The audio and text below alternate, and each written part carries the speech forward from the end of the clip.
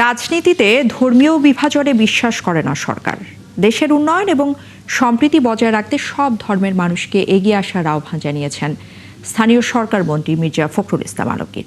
বৃহস্পতিবার দুপুরে রাজধানীর স্বামীবাগ ইসকন মন্দিরে সনাতন ধর্মাবলম্বীদের অন্যতম প্রধান ধর্মীয় উৎসব শ্রী শ্রী জগন্নাথ দেবের রথযাত্রার উদ্বোধন অনুষ্ঠানে এসব কথা বলেন তিনি।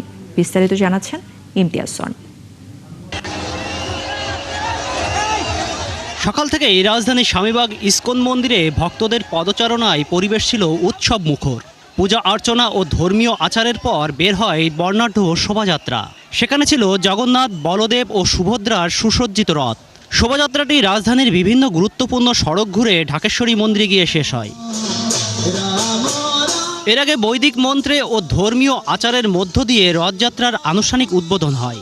ফোটানোর ঝামেলা ছাড়াই নিরাপদ পানির জন্য ঘরে আনুন পিওরিট। কল করুন 16627। অনুষ্ঠানে বক্তারা বলেন, সরকার ধর্মবর্ণ নির্বিশেষে সব নাগরিককে সমান মর্যাদায় দেখতে চায়। মাননীয় প্রধানমন্ত্রী জনাব তারেক রহমান তিনি আমাদের সকলকে নিয়ে দেশ গড়তে চান। যে গত জাতীয় সংসদ নির্বাচনের সময় আপনাদের সঙ্গে আমাদের যে সেতু বন্ধন রচিত হয়েছে সেটার জন্য আমরা কৃতজ্ঞ। প্রধান অতিথির বক্তব্যে স্থানীয় সরকার মন্ত্রী মির্জা ফখরুল ইসলাম আলমগীর বলেন, রাজনীতিতে ধর্মীয় বিভাজনে সরকার বিশ্বাস করে না। শহীদ রাষ্ট্রপতি জিয়াউর রহমানের বাংলাদেশি জাতীয়তাবাদের আদর্শে উদ্বুদ্ধ হয়ে সব ধর্মের মানুষকে সঙ্গে নিয়েই দেশ গড়তে চায় সরকার। ধর্ম নিয়ে অনেক বিভাজনের সৃষ্টি করা হয়, রাজনীতিতে এই বিভাজন বিশ্বাস করি না।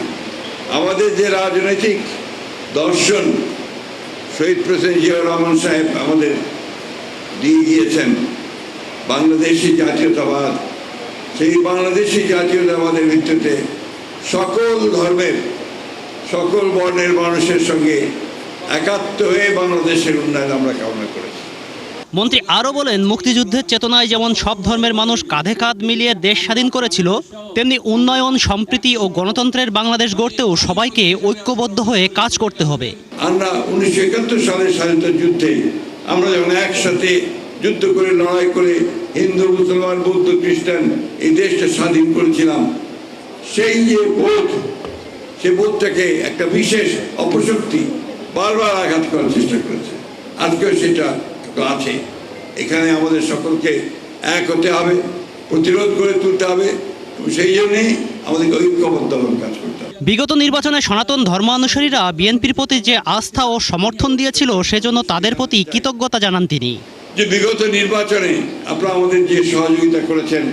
ইমতিয়াজ সোনি, ৭১, ঢাকা।